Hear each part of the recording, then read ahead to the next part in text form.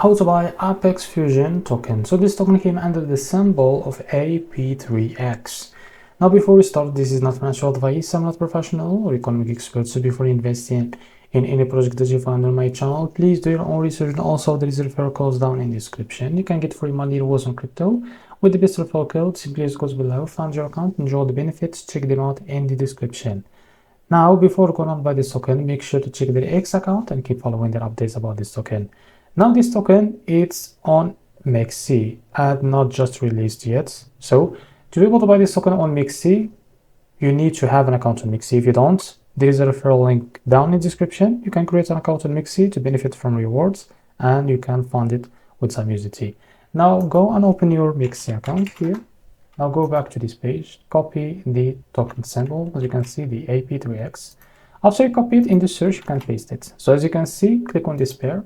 So wait a few seconds to load this page. As you can see, you will need 12 hours to be able to buy this token. Now after the 12 hours count down, you can click on buy, and click on limit. Now here you can type how much you want to buy. Here you will be able to see the total that you will be paying.